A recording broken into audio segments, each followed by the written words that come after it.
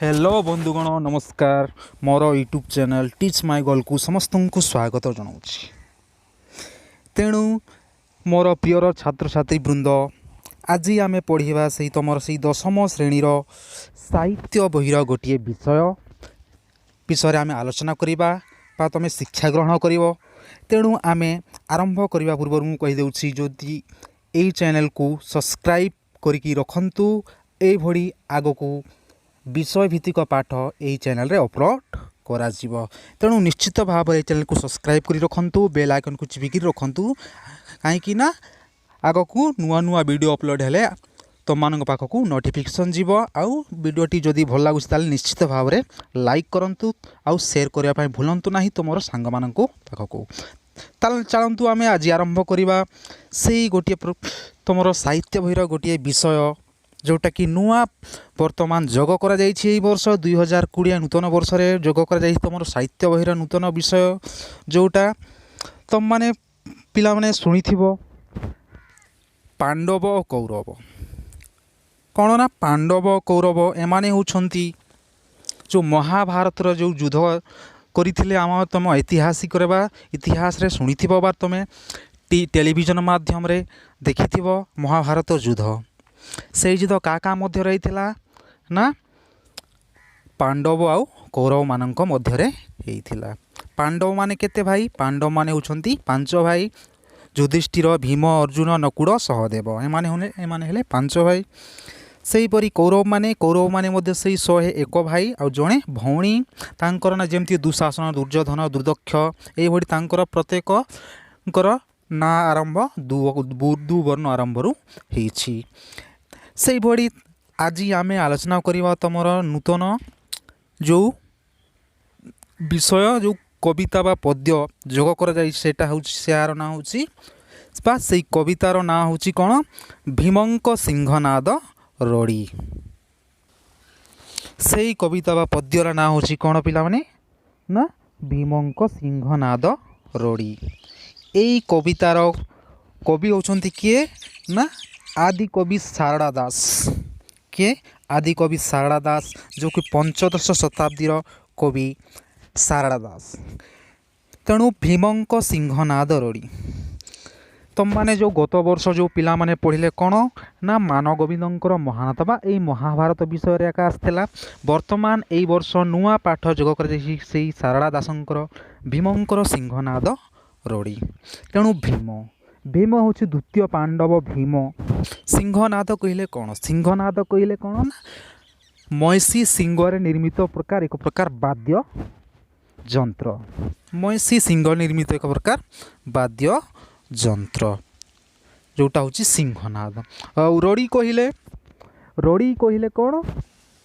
जोटा कर्कश जो शब्द आवाज जोटा गाईर रड़ी बिलेईर रड़ी एगुड़ाक रड़ी करवा। तेणु सिंहनाद रड़ी भीमंकर सिंहनाद रड़ी किपरि थिला ताहारी सही विषय ही आज आम यही कवितार आलोचना करिबा। तेणु कवि होचंती किया पिला माने? कवि होचंती से 15श शताब्दी कवि सारड़ा दास। तेणु कवि विषय आम संक्षिप्त बा सम्यक भाव में आम किछि परिचय जानिबा ना कवि कौन तार केबे जन्मग्रहण करथिला तार बड़ बड़ ग्रंथ ना कौन ताले आसंतु आमे आलोचना करिबा। कवि परिचय ओडिया भाषा रे साहित्य रचना करथिबा आदि कवि सारड़ा दास सूर्यवंशी राजा कपिलेन्द्र देवंक समकाल अर्थात ख्रीष्टीय 15श शताब्दी रे जीवित थिबा जणा जाए। तेणु किए ना ओडिया भाषा रे साहित्य रचना करथिबा आदि कवि सारड़ा दास सूर्यवंशी राजा कपिलेन्द्र देवंक समय रे ख्रीष्टीय 15श शताब्दी रे तांकर जीवन काल थिबा बोली जणा जाई थाए। झंकणर सारड़ा चंडी को आराधना करी से काव्य रचना पर अपूर्व शक्ति लाभ कर निजकू सारड़ा दास बा सारड़ा रूपे परिचित कराइछंती। तेणु से सारड़ा चंडी को कौन ना आराधना करिबा पूजा अर्चना करी से काव्य रचना पर निजर अपूर्व शक्ति लाभ बा लेखनी चारण करने शक्ति पाई निजकू सारड़ा दास रूपे अभिहित करैछंती बा परिचित करिछंती आम ओडिसा रे। किंतु तांकर पितृदत्त नाम थिला कोन ना सिद्धेश्वर परिडा। से तांकर जो महाभारत चंडी पुराण विचित्र रामायण भली पुराण मान रचना करी से ओडिसा रे यशस्वी ବା ହୋଇଛନ୍ତି ବା ପ୍ରସିଦ୍ଧ ଲାଭ କରିଛନ୍ତି। ତେଣୁ ସେଇ ପ୍ରସିଦ୍ଧ ଗ୍ରନ୍ଥମାନଙ୍କ ମଧ୍ୟରୁ କ'ଣ ନା ମହାଭାରତ, ଚଣ୍ଡୀପୁରାଣ, ବିଚିତ୍ର ରାମାୟଣ ଇତ୍ୟାଦି ତାଙ୍କର ଯଶସ୍ୱୀ କୀର୍ତ୍ତି ବା ଲେଖା। କାରଣ ନା ଶାରଳା ଦାସଙ୍କର। ସେହିପରି ଦେଖିବା ଏଇ କବିତାର ବିଷୟବସ୍ତୁ କ'ଣ? କେଉଁ କବିତାର ନା ଏ ଭୀମଙ୍କର ସିଂହନାଦ ରୋଡ଼ି କବିତାର ବିଷୟବସ୍ତୁ କ'ଣ? ଏଇ କବିତାରେ କ'ଣ ଘଟିଛି? ତାହେଲେ ତାକୁ ଆମେ ସଂକ୍ଷିପ୍ତ ବିଷୟରେ ଆମେ ବର୍ତ୍ତମାନ ଟିକେ ଆଲୋଚନା କରିବା। ନା ପୂର୍ବାଭାସ। ପୂର୍ବ ଆଭାସ କ'ଣ ହେଇଛି ଏଇ କବିତାରେ? ଦେଖିବା ଭୀମଙ୍କର ସିଂହନାଦ ରୋଡ଼ି ବିଷୟଟି ଶାରଳା ମହାଭାରତରୁ ଗୋଦା ପର୍ବରୁ ଆସିଛି। ଯେମିତି ସଂସ୍କୃତରେ ରଚନା କରିଥିଲେ ମହାଭାରତ କିଏ? ବ୍ୟାସଦେବ। ସେହିପରି ଆମ ଓଡ଼ିଆ ଭାଷାରେ ରଚନା କରିଛନ୍ତି କିଏ? ନା ସେଇ ଶାରଳା ଦାସ। ତେଣୁ ଏଇ ଶାରଳା ଦାସଙ୍କର ଏଇ ମହାଭାରତ ଯେଉଁ କବିତାଟି, ମହାଭାରତର ଗୋଟିଏ ଅଂଶ କବିତାଟି କବିଙ୍କର କ'ଣ ନା ଶାରଳା ମହାଭାରତରୁ ଗୋଦା ପର୍ବରୁ ଆସିଛି। ଏଇ ଭୀମଙ୍କର ସିଂହନାଦ ରୋଡ଼ି। ନା ଏଇ ବିଷୟରେ ଆମେ ସଂକ୍ଷିପ୍ତ ବିଷୟରେ ଜାଣିବା। ମହାଭାରତ ମହାସମରରେ ଯେତେବେଳେ ନିଜର ଭାଇ ବନ୍ଧୁ କୁଟୁମ୍ବମାନଙ୍କୁ ଯେତେବେଳେ ଦୁର୍ଯ୍ୟୋଧନ ହରାଇ ସାରିଥିଲେ, ତେଣୁ ଦୁର୍ବାସାଙ୍କ ଉପଦେଶରେ କ'ଣ ଆତ୍ମରକ୍ଷା ବା ନିଜରକୁ ଜୀବିତ ରଖିବା ପାଇଁ ସେ ବ୍ୟାସ ସରୋବରରେ ଆତ୍ମଗୋପନ କରିଥିଲେ ବା ଲୁଚିଥିଲେ। କିଏ? ସେଇ ମହାମାନି ଦୁର୍ଯ୍ୟୋଧନ। ତେଣୁ ଏହି ବ୍ୟାସ ସରୋବରରେ କ'ଣ ନା ଗୋଟିଏ ପ୍ରକାର ଅଭିଶାପ ଥିଲା। କ'ଣ ନା ଯିଏ ବ୍ୟାସ ସରୋବରରେ ଆତ୍ମଗୋପନ କରିବ, ଯଦି ତାର ଶତ୍ରୁ ସେଠି ପ୍ରବେଶ କଲେ ତାକୁ ମାରିବା ପାଇଁ, ତାହେଲେ ସେଇ ଶତ୍ରୁ ହିଁ କ'ଣ ଧ୍ୱଂସ ହୋଇଯିବ। ତେଣୁ ଏହି ଉଦ୍ଦେଶ୍ୟରେ ଦୁର୍ଯ୍ୟୋଧନ ସେଠି ଲୁଚି ଯାଇଥିଲେ। ତାପରେ କ'ଣ ହେଲା, ସେଟା ବ୍ୟାସ ସରୋବର ଏକ ପ୍ରକାର ନିରାପଦ ସ୍ଥାନ ହୋଇଥିବାରୁ ସେଠି କେଉଁଠି ଲୁଚି ଯାଇଥିଲେ।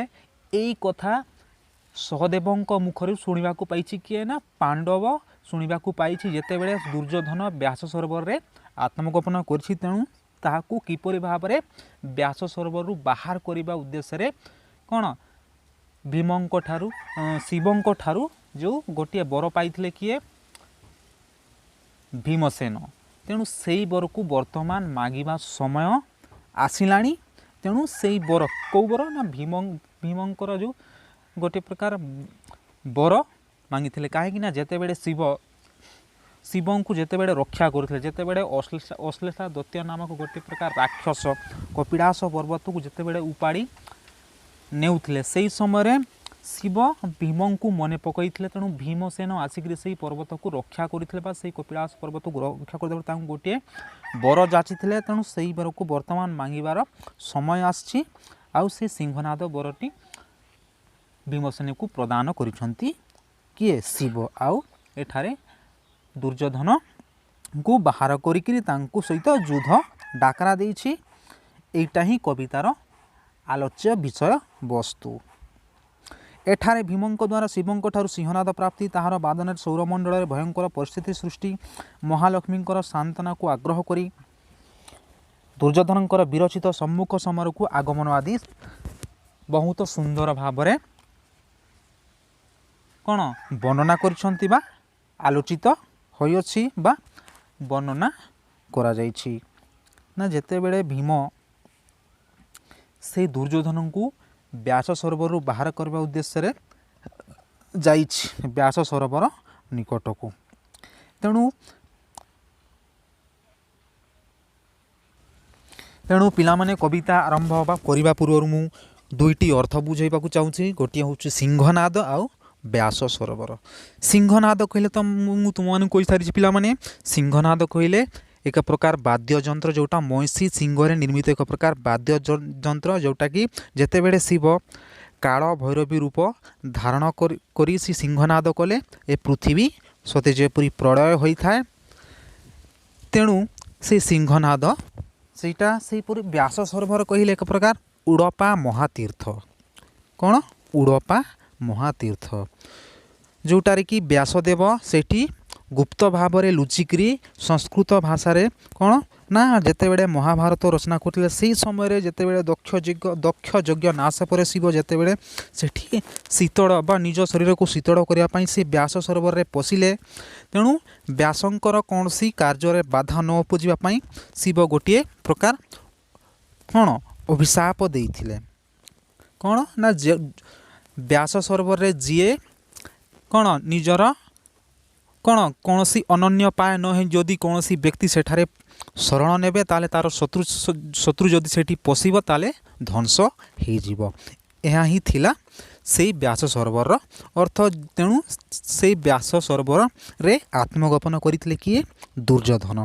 तेणु कविता को आम आरंभ करवा टिके अल्प केते पंक्ति पिला माने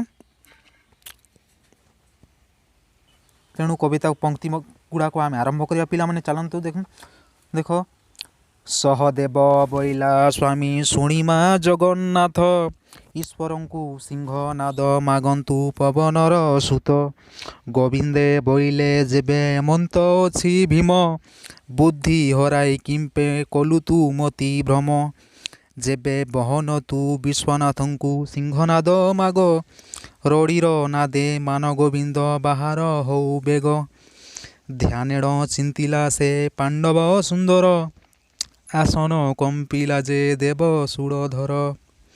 तेणु आम आलोचना करवा पिला माने मु गोटे गोटे अर्थ एमती साधारण भाव में पढ़िक बुझेबी यही कवितार गोटे गोटे पंक्तिर बा गोटे गोटे कौन लाइन रो अर्थ। तेणु सहदेव बैला स्वामी शुणिमा जगन्नाथ ईश्वर को सिंहनाद मागंतु पवनर सुत। तेणु यही कवितार प्रारंभ में कौन कहुई ना सहदेव सहदेव होती जो पांडव जमी जानी तुम युधिष्ठिर भीम अर्जुन नकुल सहदेव। तेणु सहदेव कहला सहदेव बैला स्वामी शुणिमा जगन्नाथ जगन्नाथ जगन्नाथ कहले किए जगतर नाथ किए श्रीकृष्ण। तेणु सहदेव कहते क्या ना श्रीकृष्ण को हे महाप्रभु हे महामहिम कौन ईश्वर को सिंहनाद मागंतु पवनर सुत। तेणु कौन ईश्वर ईश्वर कहले कौन एठार ईश्वर कहले से शिव बा महादेव महेश्वर। तेणु ईश्वर को सिंहनाद मागंतु पवनर सुत। तेणु हे महाप्रभु वर्तमान समय आसी ईश्वर को सिंहनाद मांगिया किए मागिब न पवनर सुत। पवनर सुत कहले भीम किए ना भीम पवन जो मारुति आम कौच मारुति पुत्र बा पवन सेठारे वर्णना कर कवि सारला दास पवनर सुत कहले से द्वितीय पांडव भीम। तेणु ईश्वर को सिंहनाद वर्तमान मागंतु बोली सहदेव कौच क्या ना श्रीकृष्ण को। तापर देख गोविंदे बैले जेबे हेमंत अछि भीम बुद्धि हराई किंपे कलु तू मति भ्रम। तेणु गोविंदे गोविंदे कहले पुणी किए से जगतर नाथ श्रीकृष्ण जो बंशी धारी। तेणु गोविंदे बैले जेबे हेमंती अछि भीम बुद्धि हराई किंपे कलु तू मति भ्रम। तेणु वर्तमान जदि भीम एठारे अछि हेमंती कहले एठी अछि ताहले काहीकि तेणु कौन गोविंदे बैले जेबे हेमंत अच्छी भीम हेमंत कहले एठी बा एठारे जदि भीमसेन एठी अच्छी ताहले कहीं बुद्धि हराई किंपे कलु तू मति भ्रम। तेणु बुद्धि हराई कि से कौन कर मति भ्रम भ्रम कहले बुद्धि काम न करवा। तेणु बुद्धि हराई कौन कर वर्तमान से भीमसेन। तेणु वर्तमान समय आसी एवं ईश्वर को बा से महादेव शिव को सिंहनाद मागिबार समय। जेबे बहन तू विश्वनाथ को सिंहनाद माग रड़ीर नादे मान गोविंद बाहर हौ बेग एबे। तेणु एबे कहले वर्तमान बहन तू वर्तमान बहन कहले वर्तमान तू जाइकरी विश्वनाथ विश्वनाथ कहले किए एठारे महादेव शिव को कहते। तेणु एठारे के महादेव शिव को विश्वनाथ। तेणु जेबे बहन तू विश्वनाथ को सिंहनाद माग रड़ीर नादे मान गोविंद बाहर हो बेग। तेणु रड़ीर शबदरे बा नादरे मान गोविंद से व्यास सरोवर बाहरी जाओ बोली कवि सारड़ा दास एटारे कहउछंती। तापर देखो ध्यानेण चिंतिला से पांडव सुंदर आसन कंपिला जे देव सुड़धर। ध्यानेण चिंतिला से पांडव सुंदर ध्यान रे चिंता कला किए से पांडव सुंदर द्वितीय किए भीमसेन ध्यान रे से चिंता कला से शिवं को जो मने पकईला से बर कथा कौ से भीमसेन जो जेते बेले से रक्षा करथिला से समय गोटे बर जातला से बर कथा मने पकईला काकू ना शिवं को मने पकईला आसन कंपिला जे देव सुड़धर। तेणु आसन कंपी गला जेते बेले शिवं को से कथा जानी पारला। तेणु सुड़धर कहले कौन ना से महादेव शिव। तेणु से आसन कंपी गला कारण से महादेव शिवंकर आसन कंपी गला जेते बेले भीमसेन तांको मने पकईला से बर कथा। तेणु पिला माने आजिर टॉपिक बा विषय एतकी मु आउ गत वीडियो रे आउ क्लास करी। तेणु समस्त को धन्यवाद। आउ चैनल को जदि सब्सक्राइब करिकी रखिन प्लीज अनुरोध कर समस्ते सब्सक्राइब करी रख। वर्तमान आमे अलगा वीडियो रे परवर्ती विषय को आलोचना करिबा। धन्यवाद।